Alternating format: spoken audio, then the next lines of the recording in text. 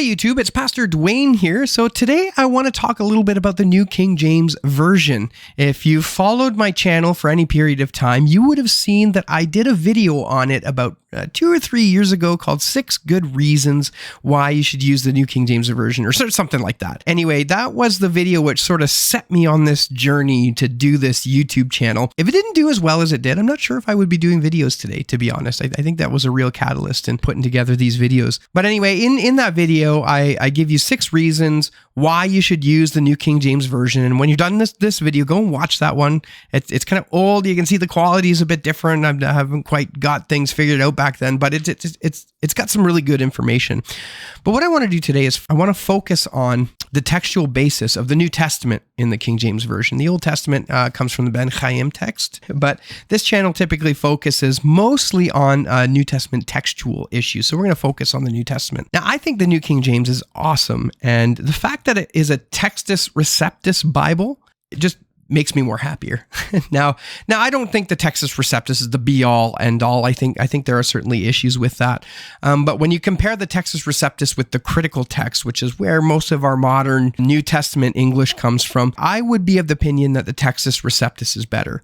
And since the New King James Version is a committee-based translation, which also makes it a little bit better, actually a lot better, than a translation done by an individual, I think the New King James Version stands out.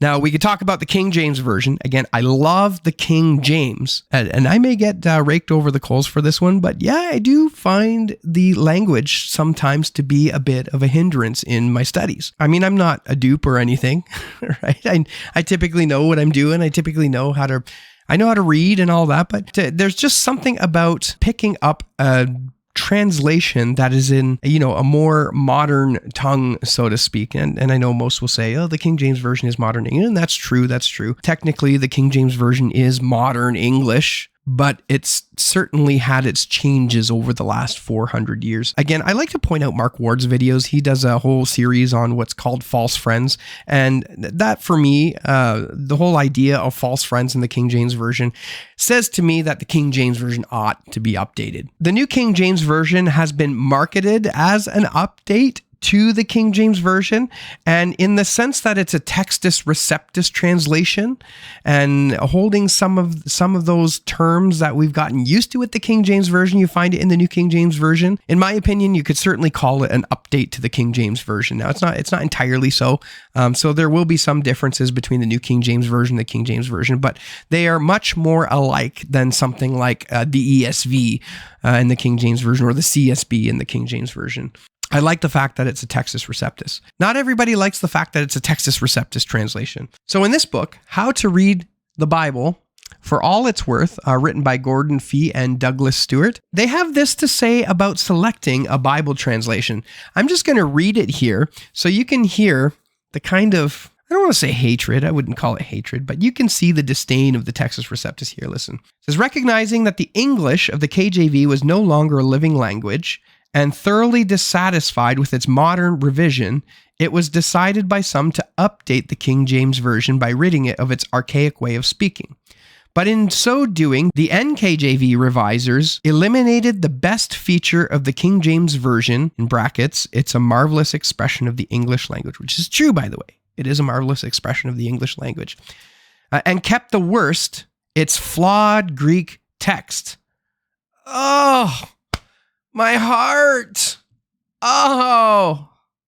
This is why for study you should use almost any modern translation other than the KJV or the NKJV. But how to choose between modern translation takes us to the next kind of choices translators have to make. All right.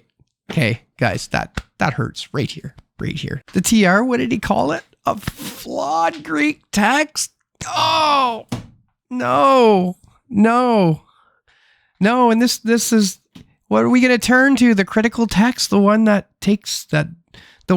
cast doubt on Mark 16, 9 through 20?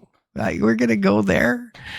Well, so what? Are we going to go to the critical text, which has now supplanted its traditional way of textual criticism with its principles and is now a new set of principles using CBGM to determine its readings, which are finding flaws in the critical text?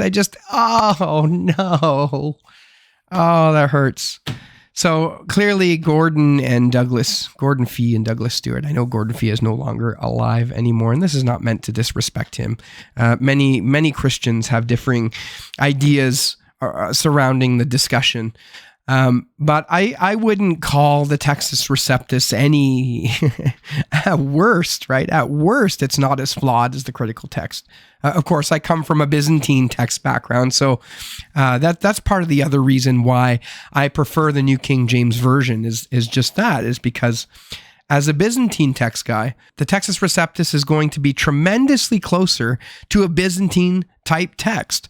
And if you don't believe me, you can take a look at a playlist that I made, that I started a little while ago, where I'm actually cataloging the differences between the Textus Receptus, the Scrivener's edition, and the Byzantine text form, the RP text. So I think I got about 5 or 6 videos done on that, and I'm just about finished with Matthew. And you can see the kinds of differences between the Textus Receptus and the Byzantine text form. They really are not that great. Now, perhaps one day I will compare the critical text to the TR to get a good baseline. But I mean, for all intents and purposes, the Byzantine text and the Textus Receptus are essentially the same text. So that's another reason why I like this Bible, why I like the New King James Version. It's a better reflection of the Greek manuscript tradition that has been passed down from generation to generation to today. We are closer, much closer, I believe, to the words of God in the New King James Version than we are in, say, a modern text translation. Now, does that mean modern text translations are bad and evil and are from the devil and all that? No, I don't think so. I wouldn't say so. I think I've seen many Christians grow in their faith and in their walk with the Lord by using modern translations. That's not the issue. The issue is not, are they evil and demonic? They certainly are not. I would be hard-pressed to call that, and I think we should steer away from that kind of language. One of the best things I read, I don't recall where it is in the book, but it was in one of Dr. Pickering's book. I think it was Identity of the New Testament Text, where he made a comparison between the varying differences between the manuscripts and the streams of text. And he said something along the lines of, it's like a ruler, right? It's like a ruler. Depending on what you're doing with that ruler will determine how accurate it needs to be. Do you need to get down to the 0.000001 centimeters, because I'm Canadian, to make your measurement really accurate? Or would a ruler with just millimeter markings be okay for you?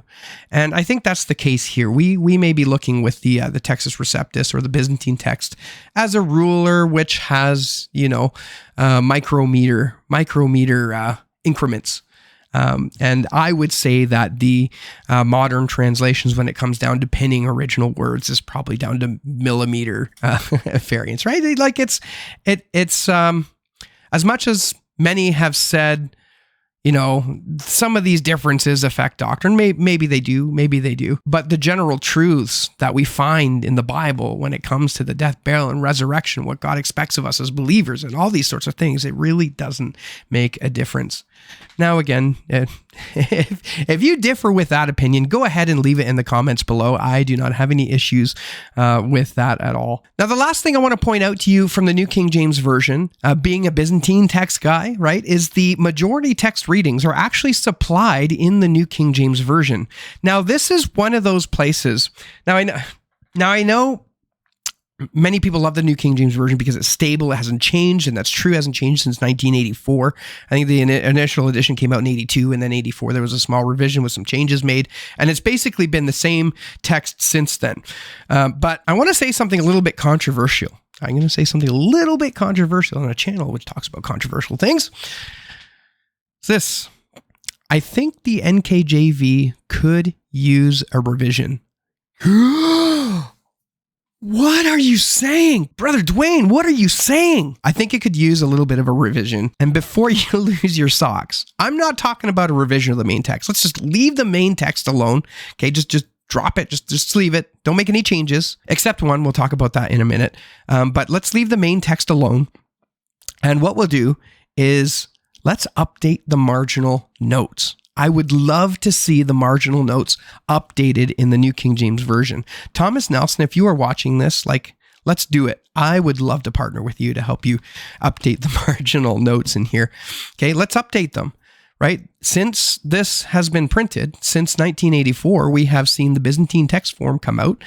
We have seen the Tyndale House Greek New Testament. There's been updates on the Nestle-Aland text. I would love to see these changes in the margins of the New King James Version. And so with that being said, I want to talk about one more bit, and this is interesting. So it's been alleged that there's a number of readings in the New Testament that do not align with the Textus Receptus, but align with the critical text. It's a real stretch to say that, but I want to point out one specifically. I saw this on a video from Nick Sayers, and he talks about, I think he mentioned it in passing. I don't recall seeing a specific video about it, but he just mentioned it in passing in I think a couple of his videos. But if you take a look at 1 John chapter 3, verse 16, it reads, "By this we know love, because he laid down his life for us, and we also ought to lay down our lives for the brethren." In the Textus Receptus reading, or the King James Version reading, is "by this we know the love of God," as opposed to "by this we know love." So "of God" is not in the New King James Version, even though it's in the Textus Receptus. What happens is oftentimes someone will look at that and go, "Oh, that just means that this text is not, that's a reading that's not in the Textus Receptus." But you got to say, hold on a second, right? Because the Textus Receptus isn't a single text, right? If you take a look at my Scrivener video, you'll know that part of the reason that Scrivener had an issue was because the King James Version was not underlined by a single TR edition, right? There's multiple Textus Receptus editions. So before we go claiming that it's a critical text reading, we ought to check the entirety of the Textus Receptus tradition and see if that reading is in there. And lo and behold, if you take a look at some of the other editions, specifically the Stephanus edition, it actually doesn't have "of God" in the text. So the New King James Version seems to be reflecting Stephanus's Textus Receptus there. So that's just one example. I mean, there's a number of other ones. I saw a video by a guy by the name of J.D. Martin. I'll leave a link in the description below where he talks about this. He seems to be taking more of a Textus Receptus opinion on the text, and that's great. So check it out. He's got a really cool channel. I don't mind plugging that. He's got some good stuff there. Anyway, long and short of it is, I think the New King James Version is a great translation. I know, it's not the King James Version, doesn't have the fancy language or anything like that, but it's a little easier to understand. I know some people are going to throw me some words in the New King James that are hard to understand. I get it. It's a subjective opinion, but I've been using it for years and years. I've been preaching, teaching from it. Like I said, we just recently changed over our pew Bibles to the New King James Version, and it's going well. So do it. If you're looking for a Bible translation and you don't know which one to get, I would totally recommend the New King James Version. Anyway, brothers and sisters, if you like this video, go ahead and hit that like button. It lets the YouTube algorithm know that this is a good video, and it will push it to people who would be interested in this content. Anyway, I hope you found this video helpful, and brothers and sisters, until next time, we'll see you around.